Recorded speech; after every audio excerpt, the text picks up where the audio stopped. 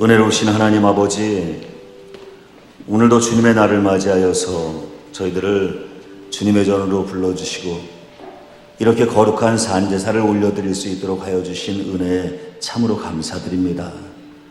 이 자리에 성령님으로 임재하여 주시사 우리가 올려드리는 제사의 향기를 기쁘게 흠양하여 주옵시고 저희들에게는 하늘의 신령한 은혜와 복락으로 충만케 하셔서 이 시간 마음에 근심, 걱정 가지고 나온 이들이 있다면 그 근심, 걱정이 변하여 기쁨과 희락으로 변화되는 놀라운 역사를 체험케 하여 주옵소서. 육신의 병마를 가지고 나온 이들이 있다면 육신의 병마가 나음을 얻고 건강을 회복하는 기적을 체험할 수 있게 하여 주옵소서. 고난과 시련 가운데 신음하는 이들이 있다면 그 고난과 시련이 변하여서 행복이 되고 기쁨이 되는 놀라운 주님의 은총을 맛보게 하여 주시옵소서. 이 시간도 주님 앞에 아름다운 찬양으로 영광 올려드린 찬양대에 찬양을 기쁘게 흠양하여 주옵시고 찬양을 올려드린 저들의 입술이 복되어서 저들의 입술을 열어 기도할 때마다 그 기도의 제목에 응답되는 역사가 저들의 삶 가운데 펼쳐지게 하여 주옵소서. 예배를 위하여 늘 보이지 않는 곳에서 애쓰고 봉사하는 손길들이 있습니다. 그 손길을 복되게 하여 주셔서 그 손으로 하는 일들마다 형통하는 복락을 맛보게 하여 주옵소서. 이 시간도 부족한 종이 주님의 말씀을 들고 단에 섰습니다. 성령께서 함께하여 주셔서 전하는 자와 듣는 자가 함께 은혜 받는 복된 시간이 될 수 있도록 역사하여 주시옵소서. 예수님의 이름으로 기원하옵나이다. 아멘. 이스라엘의 역사를 살펴보면은 애굽에서 종살이를 하던 이스라엘 백성들을 하나님께서 모세를 보내셔서 모세를 통하여서 이스라엘 백성들로 하여금 애굽에서 탈출해서 가나안 땅에 들어가서 가나안 땅에 정착해 살게 하십니다. 이스라엘 백성들이 가나안 땅에 정착한 초기에는 사사시대가 진행이 됐는데 이 사사시대를 거쳐서 왕정시대가 돌입하게 된 때는 지금으로부터 약 3000년 전인 주전 1050년경입니다. 그런데 초대왕인 사울로부터 시작해서 다윗을 거쳐서 솔로몬이 나라를 다스리던 시절까지만 하더라도 이스라엘은 하나의 통일된 국가로서 가나안 지역에서 가장 강력한 나라로 발전해 갑니다. 그런데 이스라엘이라고 하는 나라는 본래 12개의 가문, 즉 12개의 지파가 연합하여서 이룬 나라로서 사실은 언제나 분열의 위험이 잠재해 있었습니다. 그러던 것이 솔로몬의 뒤를 이어서 왕 위에 오른 르호보암이라고 하는 왕이 자신이 속한 유다 지파만을 우대하고 다른 지파에 대해서는 세금을 과도하게 거두어들이자 이에 반발한 북쪽 지파 사람들이 반란을 일으켜서 유다 지파로부터 독립을 선언합니다. 이때가 주전 933년경입니다. 이후 유다 지파로부터 독립하게 된 북쪽 지파 사람들이 세운 나라는 북이스라엘이라 부르게 되었고 남겨진 유다 지파 사람들은 자기 자신들을 남유다라고 부르게 됩니다. 이스라엘 민족이 이렇게 남과 북으로 분열되어 서로 반목하고 대립하던 시기를 역사학자들은 이스라엘의 남북조 시대라고 명명합니다. 오늘 우리가 함께 읽은 말씀은 이스라엘 민족이 남과 북으로 분열된 지 약 80년 정도가 흘러 남왕국에는 여호사밧이라고 하는 왕이 그리고 북왕국에는 여호람이라고 하는 왕이 각각 나라를 다스리던 시기에 일어났던 일들을 기록한 기사입니다. 그런데 북왕국의 여호람이 왕 위에 오르던 이 시기는 북왕국으로서는 매우 혼란한 시기였다고 합니다. 그 이유가 뭐냐면은 강력한 왕권을 가지고 철권 통치하던 여호람 왕의 아버지 아합 왕이 아람과의 전쟁에서 패하여 전사를 한 후에 아합 왕의 큰아들인 아하시야가 왕 위에 오르게 되는데, 이 아하시아는 왕 위에 오른 지 얼마 지나지 않아 실수로 2층 난간에서 떨어져 시름시름 앓다가 죽고 맙니다. 그리하여 아합 왕의 또 다른 아들이며 죽은 아하시아 왕의 동생인 여호람이 황급하게 왕 위에 오르게 된 겁니다.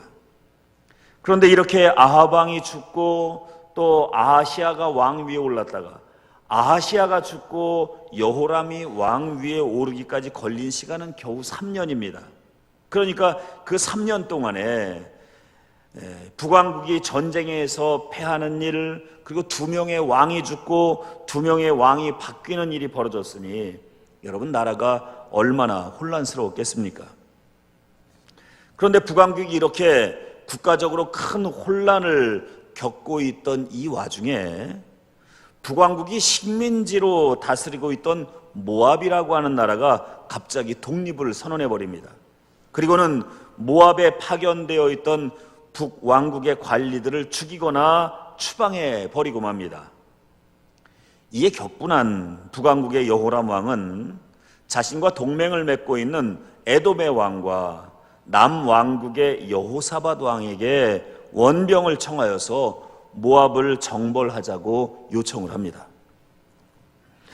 에돔의 왕과 남왕국의 왕 여호사밧은 이 북왕국의 왕 여호람의 요청을 받아들여서 군사를 이끌고 북왕국으로 모여들기 시작을 합니다. 그래서 북왕국과 남왕국 그리고 에돔이라고 하는 3개의 나라의 연합군이 구성이 되어서 모압을 쳐들어가기 시작합니다.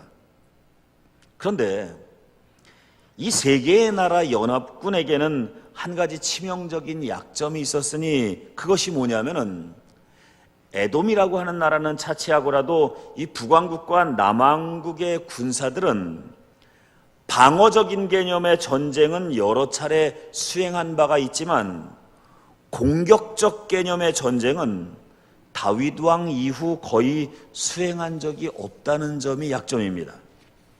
그러다 보니 방어할 때는 잘 방어해냈는데 다른 나라를 공격해 들어가기 위하여 군사 이동을 하는데 어떠한 군수물자들을 준비해야 되는지 이 경험이 없었던 겁니다. 그리하여 결국 군사를 일으켜 모압으로 진격을 시작한 지 겨우 7일 만에 마실 물이 바닥나는 위급한 사태에 직면하게 되고 맙니다.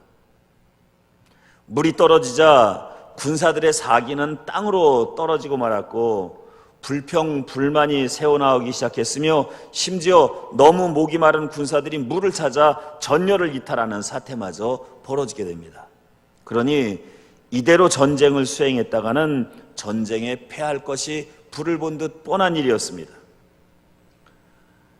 이렇게 위급한 상황에 처하게 되자 오늘 우리가 읽은 말씀 10절을 보니 북왕국의 여호람 왕은 하늘을 우러러보면서 하나님을 원망하기 시작합니다. 아, 슬프도다. 여호와께서 우리 3 왕을 불러다가 모압의 손에 넘기려 하시는도다 하면서 하나님을 원망합니다.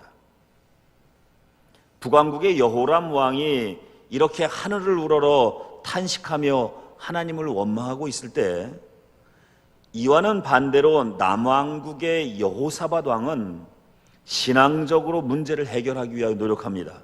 그래서 오늘 우리가 읽은 말씀 11절을 보니 그 위기 상황 속에서 여호사밧 왕은 주위에 있는 신하들을 돌아보면서 이렇게 질문을 던집니다. 이 근처에 여호와께 물을 만한 선지자가 없느냐? 그의 말을 들은 북이스라엘의 신하 가운데 하나가 그에게 나서면서 이렇게 대답을 합니다.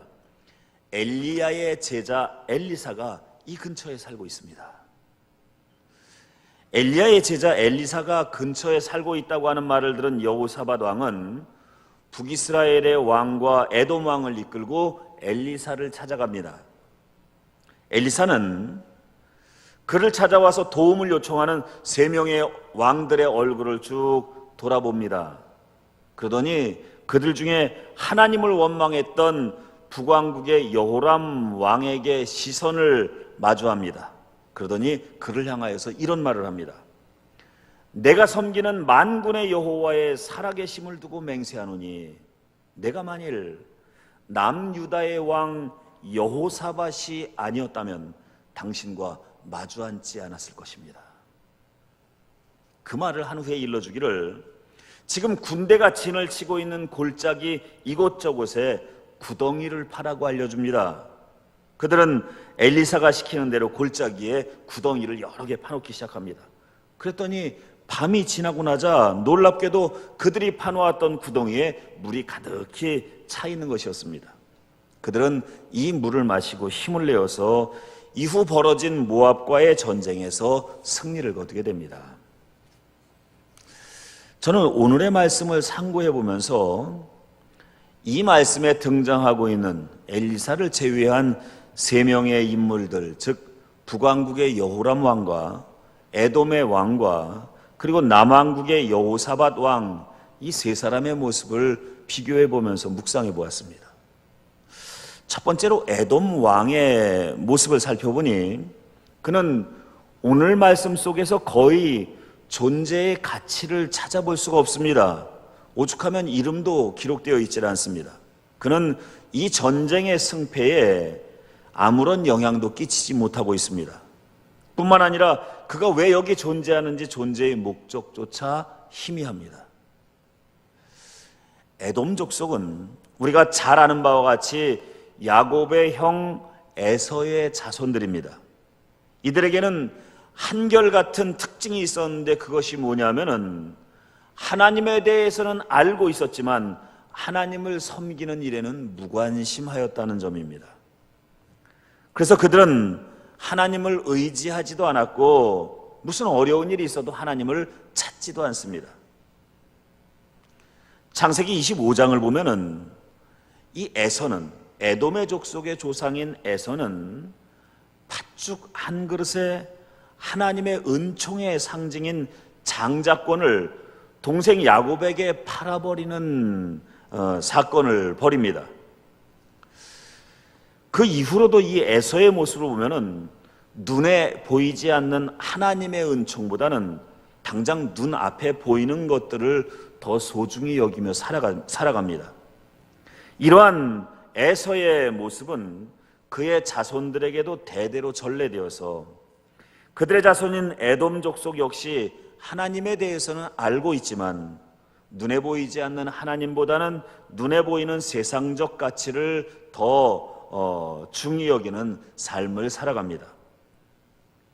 그런데 여러분, 그토록 세상적 가치만을 추구하며 살아갔음에도 불구하고 그들은 인류 역사뿐 아니라 한 지역의 전쟁의 승패에도 아무런 영향력도 미치지 못하고 있습니다. 그야말로 있어도 그만, 없어도 그만인 사건의 중심에 있지 못하고 변두리에 희미하게 존재하고 있습니다. 그러고 보면 오늘날에도 에돔 족속이 가지고 있던, 에돔 족속이 보여줬던 그런 비슷한 모습을 보여주며 이 땅 살아가는 이들이 적지 않습니다. 그런 이들은 하나님에 대해서는 알고 있지만 눈에 보이지 않는 하나님의 은총보다는 눈에 보이는 것들에 늘 관심을 가지고 살아갑니다. 하나님의 구원의 역사와 하나님의 은총을 사모하는 일들보다는 물질, 명예, 권세, 그리고 손으로 만져지는 것들에 늘 마음에 관심이 쏠려 있습니다.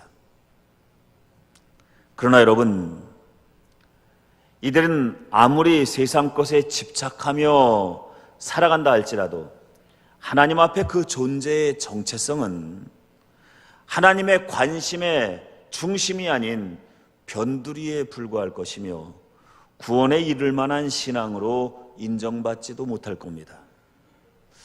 사실 물질이나 권력이나 명예 또는 재능이나 지식과 같은 것들이 분명히 우리가 이 땅을 살아가는 동안 우리의 삶을 풍요롭게 하고 윤택하게 만들어주는 것은 분명한 사실입니다. 그러나 여러분, 그보다 더 분명한 사실이 있으니 그것이 뭐냐면은 하나님께서 우리에게 주신 육신의 수완이 닿으면 이 땅에서 내가 가지고 있던 것, 그 어느 것 하나라도 죽음 너머의 세상으로 가져가지 못한다고 하는 것입니다. 그러니 여러분, 죽으면 단 한 가지도 가져가지 못할 세상 것에 욕망과 욕심 두고 살아가지 마시고 하나님의 구원의 역사와 하늘의 신령한 은총에 더 큰 가치와 소망을 두고 살아가시는, 그래서 항상 하나님의 관심의 영역 그 중심에 서서 신앙생활 하시는 저와 여러분들이 되시기를 축원합니다. 오늘 말씀을 상고하며 살펴본 두 번째 인물은 북왕국의 왕 여호람입니다. 저는 오늘 말씀 속에 묘사되고 있는 이 여호람 왕의 모습을 살펴보다가 어이가 없어서 실소를 금치 못했습니다. 그는 모압을 향하여 진격한 지 7일 만에 물이 떨어져서 전쟁을 시작하기도 전에 군사들이 흩어질 위기에 봉착하게 되자 하늘을 우러러 원망하기를 하나님이 우리를 모압의 손에 붙이시려는도다 라고 하면서 탄식을 하며 하나님을 원망하고 있습니다. 여러분, 이 얼마나 어이없는 모습입니까? 하나님께서 언제 그더러 모압을 정벌하는 전쟁을 수행하라고 명령을 하신 적이 있습니까? 아니면 그가 전쟁을 수행하기에 앞서 하나님께 승리를 기원하는 기도라도 드려본 적이 있습니까?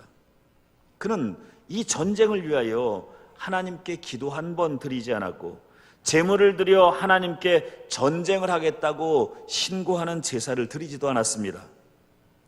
더군다나 하나님께서는 이 전쟁을 수행하라고 허락해 주신 바도 없습니다. 그야말로 자기의 의지와 자기의 판단으로 자기 혼자 결정하여 군사를 일으켰으며 또한 자신의 실수로 세 나라의 연합군이 위기에 처하게 되었음에도 불구하고 자기 자신을 원망하지 아니하고 밑도 끝도 없이 갑자기 하나님을 원망하고 있습니다. 저는 목회를 하면서 이런 여호람 왕과 같은 신앙인들을 가끔 목격합니다. 어떤 일을 시작하여 하나님의 도우심을 받기 위해 그에 합당한 기도와 제사로 하나님께 아뢰지 않고 그냥 자신의 생각으로 자신의 판단으로 일을 벌린 후에 그 일이 잘 되면 자기가 잘한 거고 그 일이 잘 안 되면 하나님께서 왜 나에게 이런 시험을 주시는지 모르겠다고 하나님을 원망합니다. 오늘 우리가 읽은 말씀 가운데 등장하는 엘리사는 그러한 여호람 왕을 보면서 이런 말을 합니다. 만일 유다의 왕 여호사밧이 함께 오지 않았다면 나는 당신과 만나지도 않았을 것이고 당신의 얼굴을 보지도 않았을 것입니다. 엘리사가 한 말이었을지라도 아마 이것은 하나님의 마음이었을 것입니다. 잘 될 때는 하나님께 감사하지도 않던 자가 안 될 때는 하나님을 원망한다면 그야말로 적반하장이 아니겠습니까? 이를 도모하기 전에 하나님께 기도함으로 도움을 구하거나 제사를 드려 아뢰지도 않은 자가 그 결과로 인하여 하나님의 축복과 저주를 운운하는 것은 옳지 못합니다. 여러분, 저는 인간의 생사복은 하나님의 섭리와 주권 가운데 있음을 믿습니다.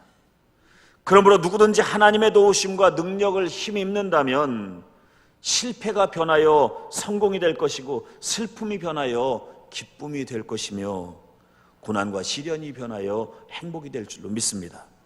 하지만 하나님의 도우심을 힘입고자 하는 노력은 선행하지 않은 채 하나님의 도우심만을 바란다는 것은 말이 되질 않습니다.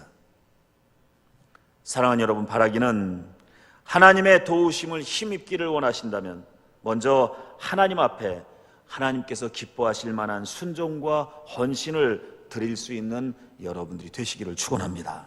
그러면 하나님께서는 우리의 순종과 헌신을 결코 잊지 않고 계시다가 우리가 어렵고 힘든 가운데 처하게 되면 우리를 그 고난 가운데 홀로 있게 내버려 두지 아니하시고 우리에게 찾아오셔서 강하신 오른팔로 붙잡아 주시고 그 모든 고난과 시련에서 우리를 건져 주실 줄로 믿습니다. 오늘 말씀을 상고하며 살펴본 세 번째 인물은 남왕국의 왕인 여호사밧입니다. 그는 왕 위에 오른 후에 유다 궁전에 세워져 있던 모든 우상들을 다 파괴해버렸고 하나님만을 따르겠다고 결단을 합니다. 그리하여 전국에 흩어져 있던 율법책을 집대성하여 그 율법에 합당하게 나라를 다스렸던 왕입니다. 성경을 통해서 살펴보면 그의 이 모든 행적들에 대하여 하나님께서 기뻐하셨다고 기록되어 있는 말씀들을 보게 됩니다. 그런데 오늘 말씀해 보니 그가 북왕국의 여호람 왕의 요청을 받고 에돔 왕과 함께 군사를 일으켜 3개국 연합군을 구성을 하여 모압을 정벌하기 위하여 출정을 하고 있습니다. 그러나 군사를 일으켜 모압으로 향한 지 7일 만에 물이 떨어져 전쟁을 수행하기도 전에 군사들이 흩어지는 위기에 봉착하게 됩니다. 이때 에돔의 왕은 그야말로 속수무책이었고 여호람 왕은 하나님을 원망하며 낙담하고 있습니다. 하지만 여호사밧만큼은 낙심하지도 포기하지도 않습니다. 그는 그 절박한 상황 속에서 하나님의 종 엘리사를 찾아가 도움을 요청하였고 마침내는 하나님의 도우심에 힘입어서 패전의 운명을 돌이켜 승리를 쟁취해내는 승리의 주인공이 됩니다. 여러분, 우리는 오늘의 이 말씀을 통하여 매우 놀라운 사실 한 가지를 목격하게 됩니다. 그것이 뭐냐면은 하나님께서는 당신이 사랑하는 여호사밧 왕을 위하여서 그와 함께 있는 여호람 왕과 에돔 왕에게까지 함께 승리를 선물해 주고 계시다는 겁니다. 성경을 보면 여호람 왕과 에돔 왕은 오늘의 말씀 이후 여호사밧과 헤어진 후에 각각 별 볼 일 없는 삶을 살아가든지 혹은 비참한 최후를 맞이하게 됩니다. 하지만 그것은 어디까지나 그 후의 일이고 그들이 여호사밧과 함께 있는 동안에는 여호사밧과 함께 승리의 기쁨을 누리게 되더라는 점입니다. 창세기 12장 2절 말씀을 보니까 하나님께서는 당신이 사랑하셔서 지명하신 이 아브라함에게 이런 말씀을 하십니다. 내가 너로 복의 근원이 되게 하겠다. 복의 근원이 되게 하겠다. 그를 통하여 그 주변에 있는 사람들까지 다 복을 받게 해주시겠다라는 말씀입니다. 아니나 다를까 그와 동거했던 모든 사람들이, 아브라함과 함께 동거했던 모든 사람들이 복을 받는 일이 일어났고, 심지어 그와 함께 동거하던 조카 롯이라고 하는 인물이 있었는데, 이 롯이라고 하는 인물이 아브라함과 동거하는 기간 동안에는 아브라함만큼이나 큰 부유함을 누리며 살아갑니다. 하지만 그가 아브라함과 헤어져서 살게 되면서부터 그는 이전까지 아브라함과 함께 있으면서 얻게 된 모든 축복을 다 잃어버리고 노년에 이르러서는 비참한 말로를 겪게 됩니다.